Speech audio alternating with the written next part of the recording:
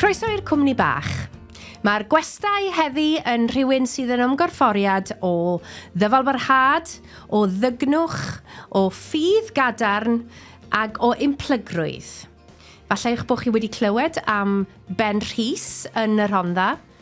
Rhywun sydd wedi bod yn asgwrn cefn allweddol i'r lle dros 10 mlynedd ar hugain yw'n gwestai ni heddi. Sharon Rees yn wreiddiol o'r Wen, ond bellach yn cael ei hadnabod fel Sharon Rees, Llanfair Penrhys. Croeso i'r cwmni Bach. Wel, Sharon Rees, croeso i stiwdio'r cwmni Bach. Diolch am ddod yma heddi. Diolch yn fawr. I ddechrau yn y dechrau te, wi wastad yn gofyn i bobl pan maen nhw'n dod i'r stiwdio, un o ble un nhw. Felly, Sharon, un o ble wyt ti? Wy'n dod o'r Wen yng Nghymru. A wedi dyfagu yno gyda dau frawd. Beth oedd y sefyllfa deuluol na? Nid ti yw'r hynna, ti yw'r plentyn canol? Ie, fi yw'r plentyn canol. Mae Paul yn 2 blynedd yn hun na fi, a mae Mark yn 8 blynedd yn iau na fi. A siwt fagwraeth gafoch chi? O, mae gwrdd hyfryd. Rieni tywel, eitha swil, ond mor groesawgar i'n ffrindiau ni dros y blynyddoedd. Yeah. A bu o'n i'n byw gyda mam gi, yn hi mam gi, lawr yn Gwyn's Place, nes bod fi'n 10. Yn yr Wen? Yn yr Wen. Right. A wedyn symud lan i'r byngalo, dad wedi cwnni'r byngalo, pam oedd Mark yn 2 flwydd oed symud o'n i lan fyna. Ac i fe adeiladodd y byngalo i hunan? Ie, gyda lot o help, ie. Yn ymarferol, ie. Mae hwnna'n eitha arferol, yn diwe, o ran hynny, ond oedd hwn yn brosiect bywyd iddo fe. Oedd. A beth oedd e'n neud o ran gwaith? Wel, oedd dad yn neud bach o bopeth yn ystod ei fywyd, gweithio yn y gwaith dir, gweithio fe mewn gwaith glo preifat gyda'i ffrindiau. Wel, y jobyn diwetha gas y cyn bod yn ymddeol, oedd gweithio'r cyngor labro. Oedd ddim yn jobyn neis iawn, ond troi law at bob dim. Ie, a gweithio yn yr ardd, cadw ffowls. O'n i'n mynd i ofyn, oedd delight gyda fe yn yr ardd yn dod? Oedd. Ie, ac oedd hwnna'n rhyw fath o encil iddo fe. Oedd.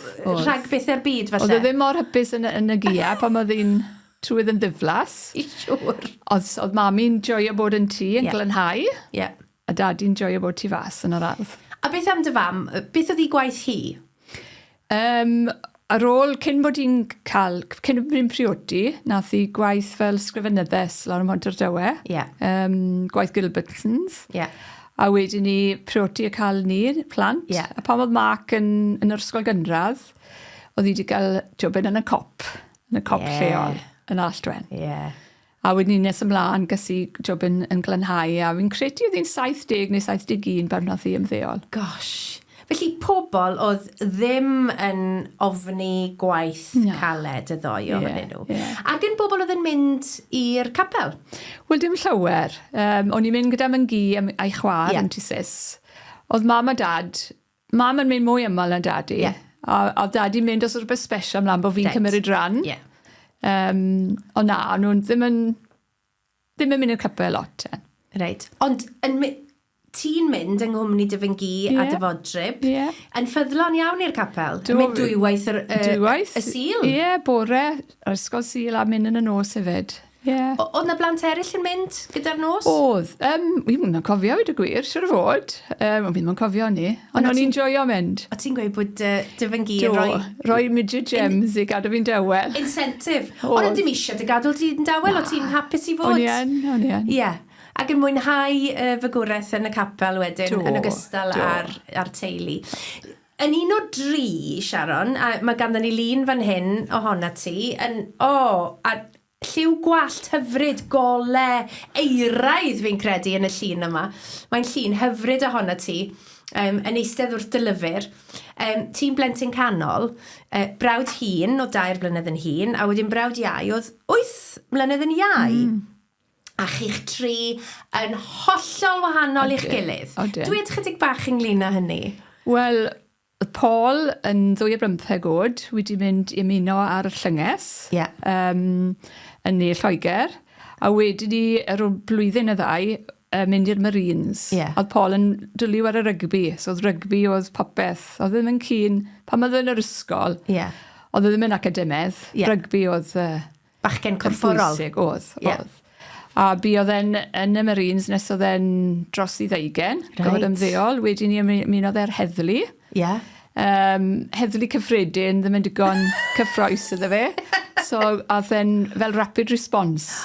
Gosh. Fi'n credu, wel un amser, oedd e'n gofalu am prif weinidog pan oedd e ar y wyliau. Waw! Ie, chymod, bath yna beth de. Ie.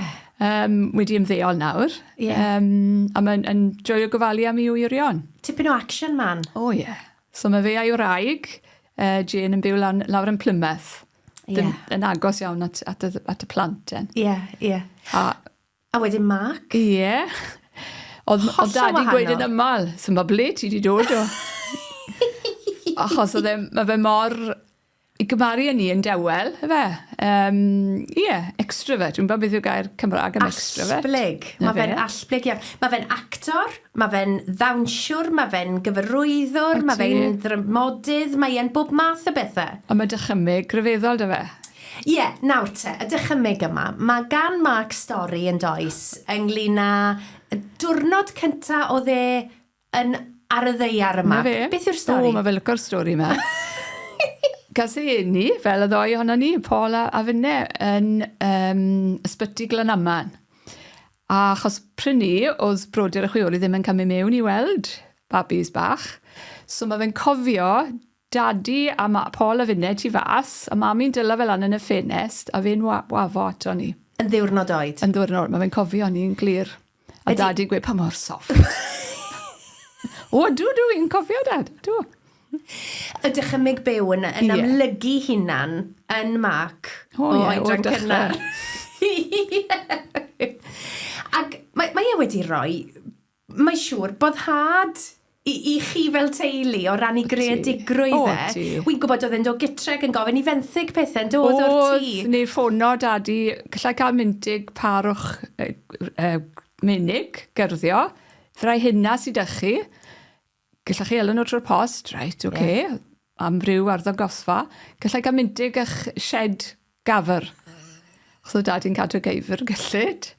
A wedyn ni'n mynd i weld mewn gwahanol sioeau, perfformiadau. Oedd, wel, y bungalow ble o'n i'n byw oedd yn bwysig iawn i Mac. Wel, i ni gyd, really. Ie.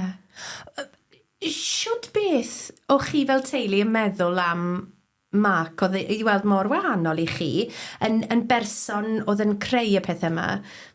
Beth o'ch chi'n meddwl o hynny? Wel, o'n i ddim yn gwybod ble wedi dod, achos oedd e mor wahanol lan ein gweud. Chymod, ie. Ond dy fam a dy dad yn gefnogol iawn ac yn mynd i weld fe a'i waith ac yn falch ohono fe. Yn falch o'r tri ohono chi? Mae fe, chymod, mae mam wedi gweud ni yn aml. Chymod, fi'n falch o'r tri ohono chi. A ni mor hollol wahanol. O ti'n gweud fanna bod y bungalow, y cartre yma nath y dad adeiladu ar gyfer y teulu, oedd yn bwysig iawn i chi. Dy fam, yn rhoi siars i bawb oedd yn dod i'r tŷ bod eisiau tynnu sgidiau. O, ie. Drwy'r amser, ynddo fe? Hynny dros y blynyddoedd, nath i gadw at hwnna. Do. So, oedd y carped yn ololfa, wel, wedi para'r blynyddoedd. Achos oedd mam yn llym iawn ynglyn â tynnu sgidiau. So, mae stori fach am Mark yn cael galwad ffôn gyda Rodri, ffrindau, o'r Altwen, sy'n gyfarwyddwr nawr. Ti'n meddwl bydde dy fam a dy dad yn balon bod ar rhaglen tŷ Cymreig am bungalows? O, gyfynna iddyn nhw. So na'r amod oedd mam yn gweud, reit, gallwn nhw ddod, dim ond bod e'n tynnu sgitiau bant. So na beth ddigwyddodd. Felly mae Aled Samuel wedi bod yn tŷ chi, yn trad i sanau. Do, mae'n rhan o'r rhaglen yn dyngos ni fyd. Wrth gwrs, mae pob cyfnod yn dod i ben, a o'n gwybod pan fi farw dy fam a dy dad, fe benderfynwch chi bod chi'n mynd i werthu'r bungalow. Mae'n rhaid bod hwnna'n anodd. Oedd e'n anodd, ond oedd yr fawr i fi, a gormodd o atgofion da, ond bydde wedi bod yn rhy boenus i gadw'r bungalow. Felly, ni wedi gwerthu fe nawr. A wedyn ni Mark eto, mor greadigol. Ffindo ni rhywun dysyn o ffrogau mami o'r 70au. A gofynodd i ffrind, gwisgo wig, gole, eitha debyg i mami, a wedyn ni cerdded o gwmpas y bungalow yn gwahanol ffrogau, pan oedd e'n wag na, o'n i wedi gweld gair ti, yn cael cybwrte, chmod o cybwrte yn rhai pren, a yn y gegin wedyn ni, ddim wedi newid o gwbl dros y blynyddoedd. A wedyn ni gadael y bungalow, cerdded lan i'r ardd, oedd hi byth yn mynd i'r ardd. A wedyn ni mynd lan i'r graig. A wedyn ni, fel sa'n ffarwelio, mynd at dadi. A hwnna wedi cael ei ffilmo wedyn. Mae hwnna'n gofnod arbennig i chi o ddiwedd cyfnod, dwi'n meddwl. Mae hwnna'n rhywbeth ffordd braf i gofio amser mor hapus. O'n i ddim yn teimlo'n drist oedd fel, o'n i'n jyst yn falch. Achos, wel, wy'n meddwl bod wy'n ffoli at y syniad bod Mark wedi cofnodi fe ar ffilm, ond wy'n gwybod bod e'n berson yr grand gestures. Mae rhywun yn meddwl am Mark fel yr un nath greu yr sioe Adain Afion yn yr Eisteddfod Genedlaethol. Dath ar Steddfod i stop yn do? Gyda corff awyren yn dod i faes y Steddfod a merched smart wedi gwisgo fel stewardesses yn cerdded o gwmpas, yn dweud? Oedd hwnna'n dipyn o beth, yn dweud? Oedd. Wy'n meddwl nawr, oedd dadi'n gallu canu, oedd llais hyfryd y dadi, a oedd Mark wedi gofyn iddo fe canu mewn sawl... Wel, ddim, perfformiad mewn ffordd, oedd wedi cael ei ffilmo. A fi'n cofio, oedd dadi'n canu cyneuon Peri Como. So, ar ôl i dadi farw, gyda'r flwyddyn ar ôl fe farw, a oedd 2 ffrind oedd Mark yn gweithio yn dod o dramor, a nhw wedi colli tadau hefyd. So, wnaethon nhw perfformiad yn y Taliesin, 3 Men Running. A ran o'r ffilm yn y cefndir, o dadi'n canu, And I Love You So, yn y shed, lan y top yr ardd. A ni'n gwylio, a oedd ffrind i fi, ffrind agos, ffrind gorau o'n blaen i gyda'i gori, a ddi'n troi ata i, a ddi ffili di, a bod fi ddim yn llefen, ond o'n i'n jyst yn tymlo'n falch. Felly, yng nghanol y ddau wahanol iawn yma, yr action man, a'r person creadigol artistig yma, mae Sharon Rees. Siwd un oedd y ti yn blentyn yn tyfu lan? Yn dywel, yn swyl. Wy'n cofio dysgu chwarae piano, ond mae stori dy fi, o'n i'n byw dy Myngi ar y pryd, o'n i gyd yn byw dy Myngi, o'n i'n fod i ymarfer, o'n i'n lygo ymarfer chwarae'r piano. Ond y piano yn y perlwr, a wy'n cofio rhyw frys gof, ond o'n symud y cloc ymlaen, fel bod fe'n... Achos o'n i ddim yn moyn ymarfer yn hirach. O'n i ddim yn wario nawr, ond o'n i'n dywel. Na i ddim yn mynd i'r ysgol gyfyn, o'n i'n dal yn dywel. Ac i ble fi ysdi yn yr ysgol? Stalfera. A beth o ran gwaith academaidd? Oedd rhyw ddyleit gyda ti? Na, Cymraeg a Saesneg nes i studio, a hefyd yn y coleg yn Nghaerdydd, Coleg Cyncoed. A mynd i Cyncoed i wneud cwrs i fod yn athrawes? Siwr oedd hwnna? O'n i wedi ffindo fe'n anodd, Nes i ffrind, wel, mae dal yn ffrind gorau i fi, ar y diwrnod cynta. Ond o'n i ddim wedi... o'n i ddim yn mwynhau dysgu. Nes i cyflenwi ar ôl dod mas o'r coleg. O'n i ddim yn mwynhau. A mae'n cymryd tipyn o onestrwydd fi'n credu yr hunan yn sylweddoli beth sydd yn siwto ni, yn dyfa. Felly, penderfynu, pido mynd i ddysgu felly. A chael cyfnod yn gwneud gwaith gyda Cylch Meithrin. O'n i'n mwynhau hynny. Gyda rai Bach, oedd hwnna'n siwto mi'n well. Yn ble wedyn? Yn Llanwrtyd, a fi sy'n byw na am gyfnod, gyda 2 ferch arall yn byw na. O'n i wedi mwynhau hwnnw, y brofiad ni. A yn ysgol, wedyn ni yn Alltwen, yn ysgol fach yn Alltwen, oedd Cylch Meithrin fyna, a un yn Pontardawe hefyd. So o'n i'n helpu'r arweinydd. Ond dal ddim cweit, falle, wedi ffindo... Na. Dyle, falle. Fi ysdi am gyfnod ar ôl hynny fel nani. Do, yn y Bont Fai. Siwd oedd hwnna. Oedd hwnna'n agoriad llygad. Fi'n siŵr. Achos oedd y tîlu'n yn gyfoethog iawn, pwll nofio gyda nhw. A wy'n cofio, o'n nhw yn... Hyn ar ddechrau'r 80au? Na fe. O'n nhw'n garedig iawn i fi, o'n i'n un o'r tîlu, a i'r bant 2 gwaith ar wyliau gyda nhw. So, chymod, wy'n falch nes i'r profiad ni, a mynd i weld nhw wedyn ni ar ôl gadael. Ond chwilio am rhywbeth o hyd. Ie. Wy'n gwybod hefyd ar ôl wneud y cwrs i gymhwyso fel athrawes, nes ti hefyd wneud cwrs teipio? Do. Mwyn bod yn ysgrifenyddes? Yn y dyddiau o teipo Llawfer. Nawr te. Ie. Handy, beth yw'r words per minute? O, wy'n cofio. Mae'r un bell yn ôl ar. A chael gyfle wedyn i fynd i weithio fel ysgrifenyddes, ym le? Wel, is i Dijon Penrhys am 4 blynedd. Nawr te? O'n i'n ysgrifenyddes i Parchedig Iwan Wyn Griffith. Yr ysgrifennydd cynhadol? Ie, ysgrifennydd cynhadol. Wedi mwynhau'r profiad. A bobl o'n i'n gweithio yn hyfryd. Ond o'n i ddim yn... Oedd gwaith swyddfa ddim yn siwto fi. Na. Pam ni? Cwestiwn da. Wel, wi ddim yn gwybod, felly bod fi... Wel, wi'n gwybod bod fi ddim yn un drefnus, so mae hwnna lot i wneud efo'n creti. A wi'n licio gweithio gyda phobl, den. So na'r brif reswm penderfynnes i symud ymlaen. Ond wy'n gwybod...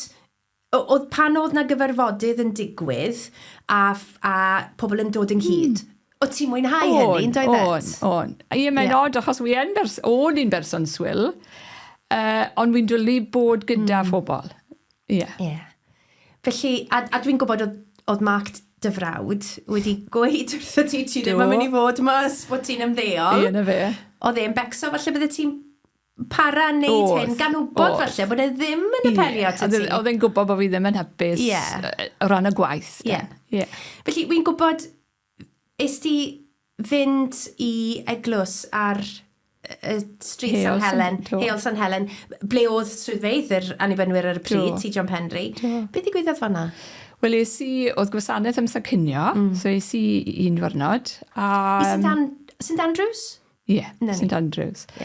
A wedyn ni gofynnes i, gweddies i beth wy'n mynd i wneud. A o'n i'n tymlo bod Dyw yn gweithio i rhaid i ti adael a wneud rhyw fath o waith gymunedol.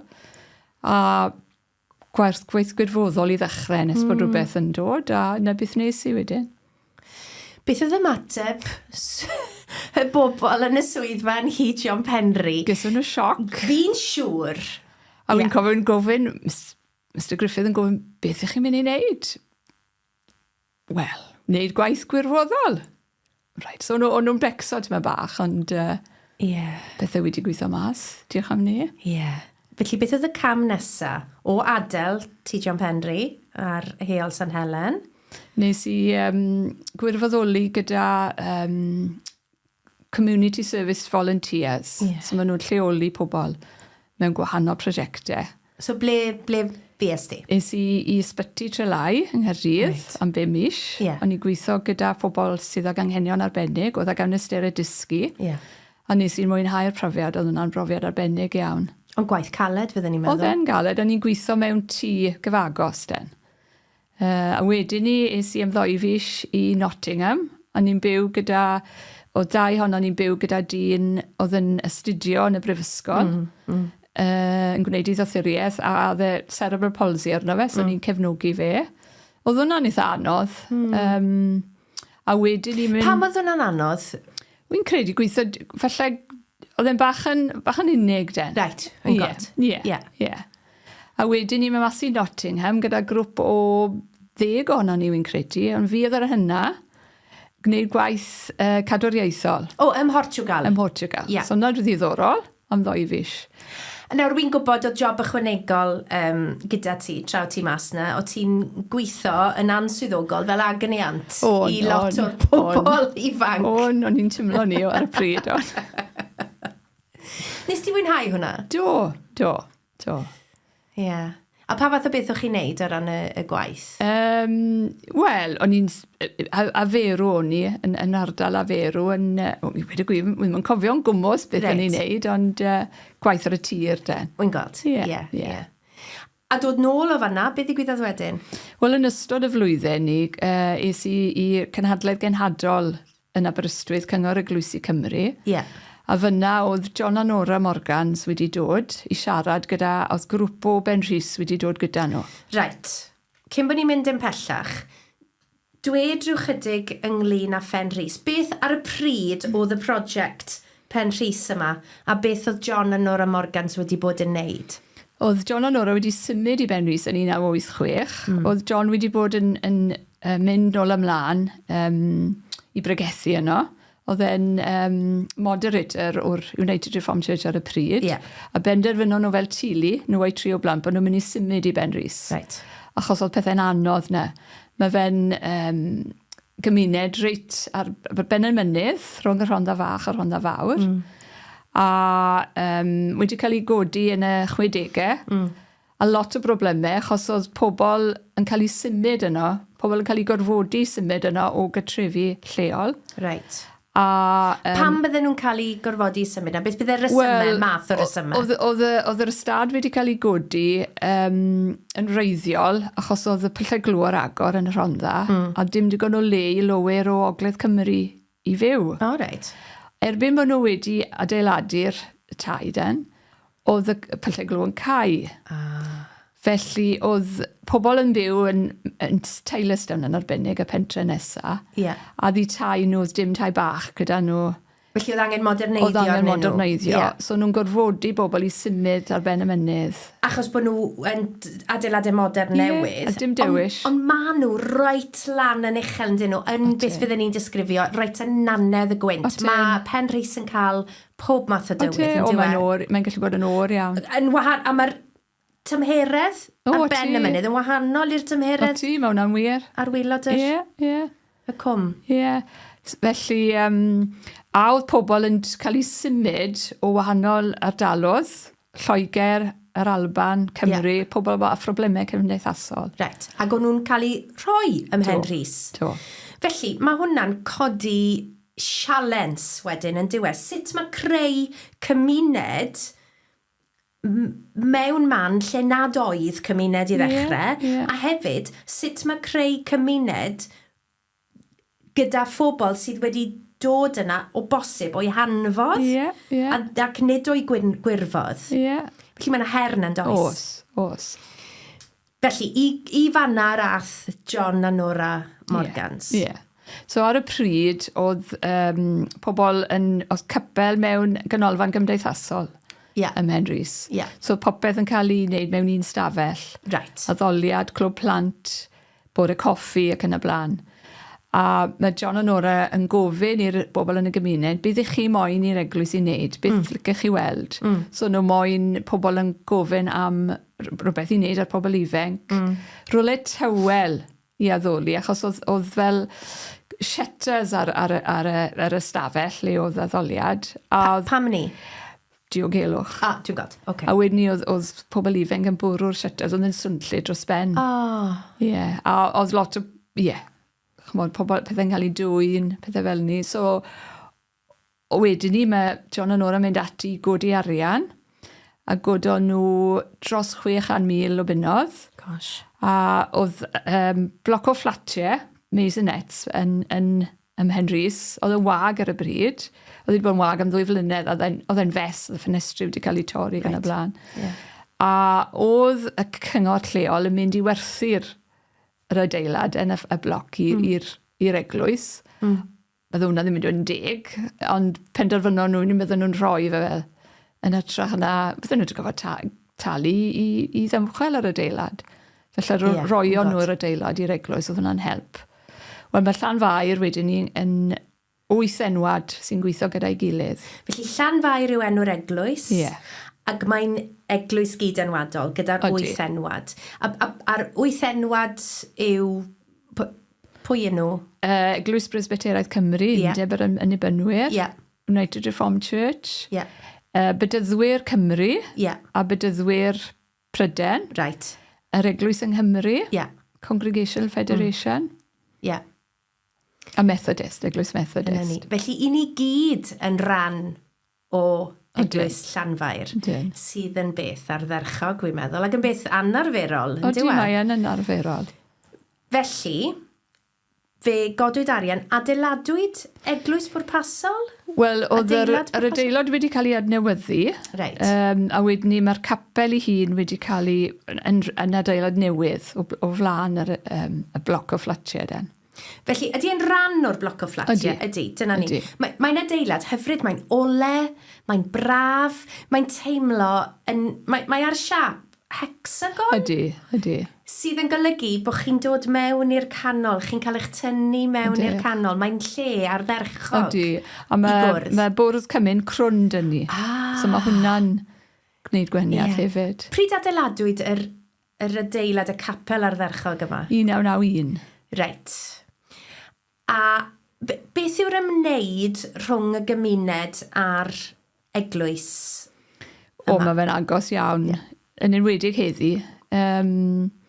Achos ar ôl i John a Nora ymddeol, gweithio nhw'n galed dros y blynyddoedd, a pobl o'n nhw'n gyfarwydd iawn y phobl, achos o'n nhw'n byw yn y gymuned.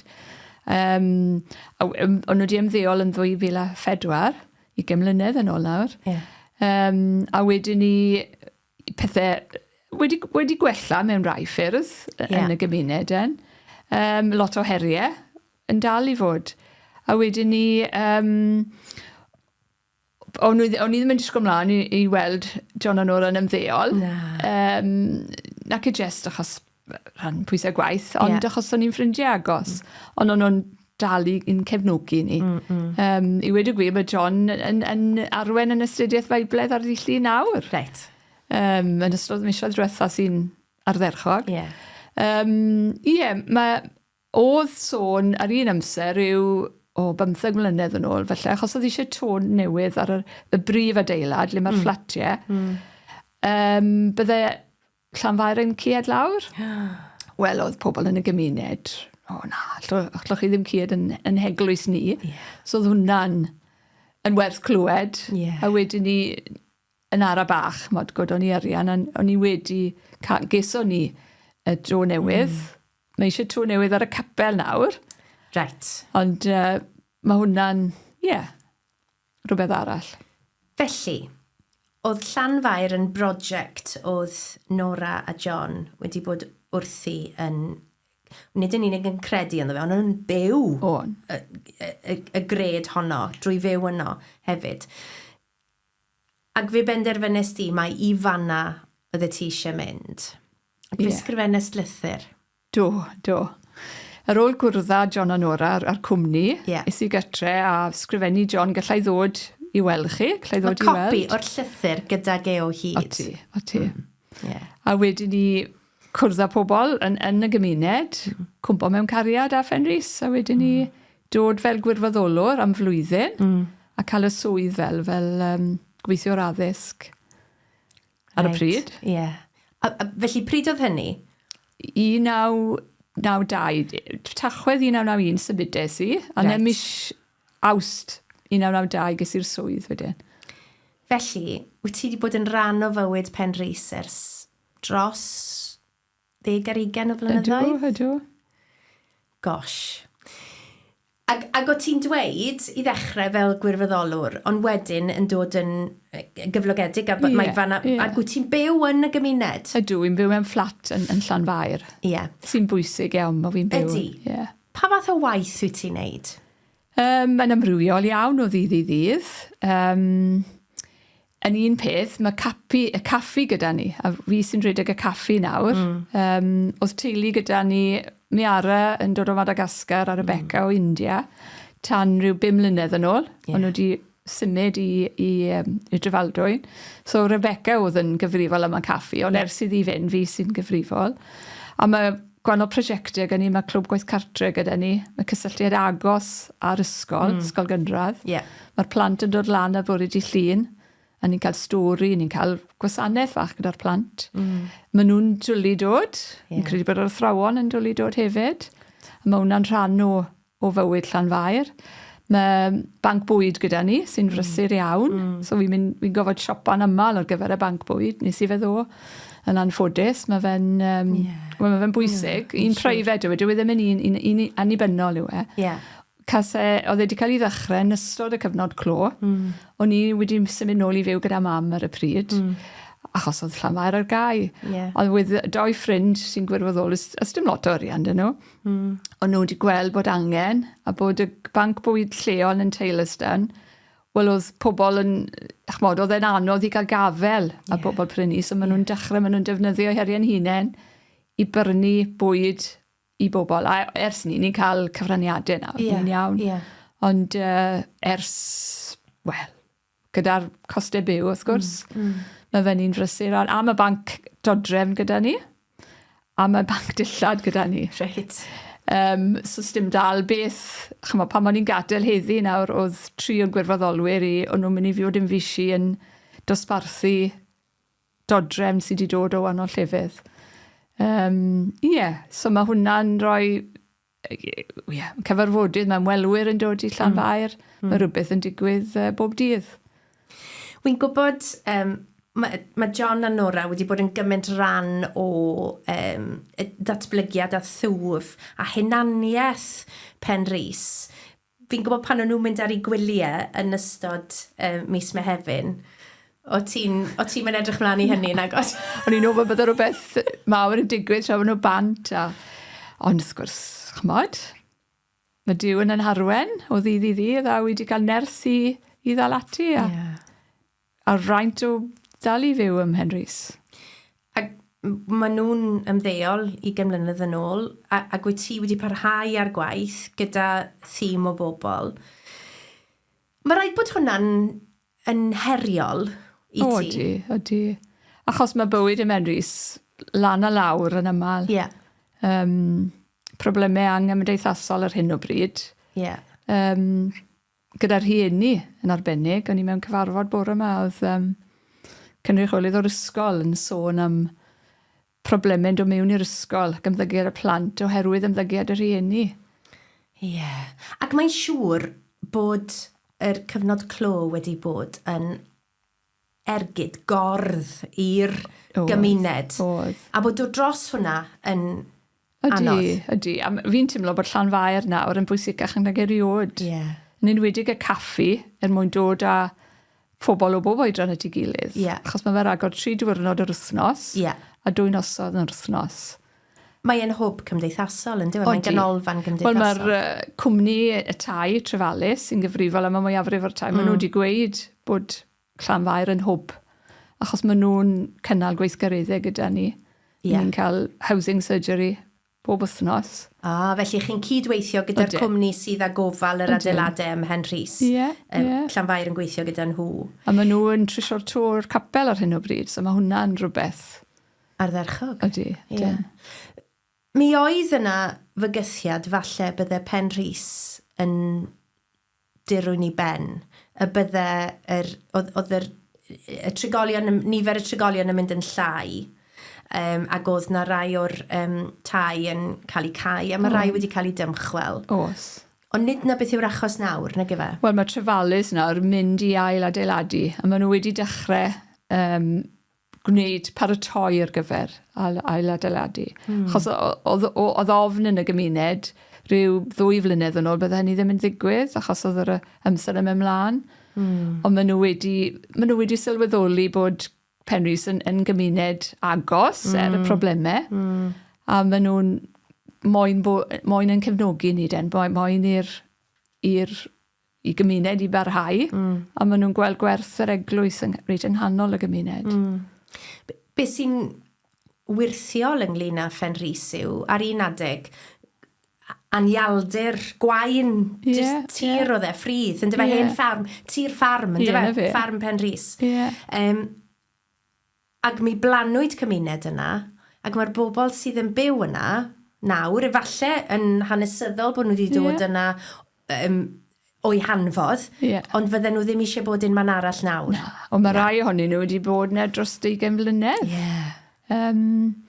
A teuluodd i plant a'i hwyrion yn dal yna. Mae'n rhywbeth tra arbennig am hynny, does? Mae cymuned Penrhys yn arbennig. Ydy. Mae pobl sy'n ymweld yn gweud. Mae fe'n gymuned arbennig. A mae'r plant yn rhydd i chwarae achos dim lot o draffic. A wedyn ni, maen nhw'n dod yn y nos. Os nhw'n 5 mlwydd oed, maen nhw'n dod i'r gweithgareddau yn y nos. Mae rhai iau yn dod gyda'r plant, gyda'i rhieni wedyn ni. So mae'r caffi yn y nos yn rhywbeth teuluol den. Yn yr haf, mae'r rieni yn eistedd tu fas. Nice. Ie. A mae yna bobl yn dod i weithio ym Penrhys o wledydd eraill yn does? O, ydyn. Dros y blynyddoedd, ni wedi cael gwirfoddolwyr o Jamaica, o Hwngari, o'r Almaen, ac yn arbennig o Madagascar. O dde Corea, mae merch wedi cyrraedd os diwetha o dde Corea. India, a, wel, sawl gwlad arall. A maen nhw'n gwneud cyfraniad gwerthfawr hefyd. Ie, mae hwnna'n bwysig, yn dywe? Yr rhannu rhwng gwledydd a bod pobl yn teithio ac yn bod yn rhan o rhywbeth. Ie, fi'n credu bod dros 30 wedi dod o Madagascar. Dros y blynyddoedd? Os. A mae rai nhw'n dal i gadw mewn cysylltiad. Ie. Mae hwnna'n dra arbennig yn dywe'r cyswllt rhwng Penrhys a Madagascar. Achos mae dod i Penrhys yn ddeunau oed wedi newid i bywydau nhw. Achos un enghraifft yw hanta. Chi wedi cwrdd â hanta. Do. Na fe, wedi dod yn ferch ifanc swyl, gyda dyn o'r enw Nicola, a briodon nhw. Mae 2 ferch gyda nhw nawr. Oes, mae hanta yn ryfeddol. Ydy. Yn blentyn am ddifad. A dim unrhyw fath o fanteision i ddi ar gychwyn i bywyd wedi cael cyfle i roi nôl i bobl. Mae'n gweithio gwneud gwaith ardderchog ar hyn o bryd. Mae'n rhedeg y cartre nawr. Lle oedd un... Fi oedd un blentyn bach, Ond bod Penrhys yn rhan o'i stori hi. O, ydy. Ie, diddorol. Mae Penrhys yn rhan o dy stori di hefyd. Bysen ni'n dweud bod pob hewl yn arwain at Penrhys i ti o ran siwd wyt ti wedi bod yn dyfywyd. O ti'n dweud, o ti'n ddim yn sicr ynglyn â bod yn athrawes ac yn y blaen. At Penrhys mewn ffordd, o Duw yn arwain di. Wyt ti'n credu hynny? O, ydw. Fi'n credu ni'n bendant, ydw. A fi wedi dysgu cymed dros y blynyddoedd. A, wel, o'n i byth yn meddwl bydden ni'n neud pethau wy'n neud heddi. Blynyddoedd yn ôl. Ac so ti'n neud tipyn o bob peth o ran trefnu cyllidebau, trafod, cyd-gyfarfod y phobl, bod yn ymarferol o ran rhedeg y caffi a gweithio gyda phlant o hyd sydd yn ddyleit. Cymaint o bethau gwahanol. Os, pob diwrnod yn amrywiol iawn. Wyt ti wedi bod yna dros 10 o flynyddoedd. Sdim byd yn para byth. So, yn ngwestiwn i yw, wyt ti'n gweld dy hunan yn gadael Penrhys? Wel, wi yn neud cynlluniau, a wi wedi gweud wrth pobl Penrhys, mewn 2 flynedd i mis Gorffennaf, wy'n bwriadu ymddeol, a wedi prynu bwthyn yn Alltwen. Wel, dyna hyfryd. Penderfynes i, diwrnod angladd mam. O'n i'n eistedd yn y capel Alltwen, wrth gwrs. A ni'n ddim yn siŵr cyn i ble o'n i eisiau byw, yn y Rhondda neu yng Nghwmtawe, a ni'n meddwl, wy'n dod nôl i Alltwen. A fi'n gwybod bydde mam a dad yn falch. Felly, mi fydd y lwybr di yn dy Gymru di o Penrhys nôl i'r Alltwen. Mae yna rhywbeth braf yn hynny hefyd, ond dwi'n gwybod fod pobl Penrhys yn hynod falch bod y llwybr bywyd yna wedi dy Gymru di atyn nhw. Wy'n siŵr bod nhw'n ffili credu bod ti'n gweud bod ti'n mynd i adael. Wel, maen nhw'n meddwl byddai'n gallu gweithio yn y caffi nes bod fi'n 90, ond dwi wedi gweud na. Wel, mae hwnna'n newyddion gwych ynglyn â dy gynlluniau di'r dyfodol. Gai ddiolch i ti, Sharon, am ddod mewn i siarad â ni heddi, am rannu y stori ryfeddol yma, sydd yn stori am waith Crist yn y byd. Diolch i ti am ddod i'n gweld ni heddi. Diolch i ti. Wel, wedi mwynhau yng Nghwmni Sharon Rees heddi ac wedi mwynhau'r daith o'r Alltwen i Penrhys a mwynhau clywed am hanes i theulu bach amrywiol yn yr Alltwen ac yna clywed hanes ardderchog cymuned Penrhys a'r gymuned honno yn gymaint cyfoethocach oherwydd bod Sharon Rees wedi bod yn ei bywydau nhw. Ac os ych chi wedi mwynhau y rhifyn hwn o'r Cwmni Bach, yna dywedwch wrth bobl eraill a chofiwch fod na fwy o westeion wedi cael eu holi yn ystod y podlediadau ac y gallwch chi gael gafel arnyn nhw ar wefan yr Annibynwyr Cymraeg. Am y tro, pob hwyl.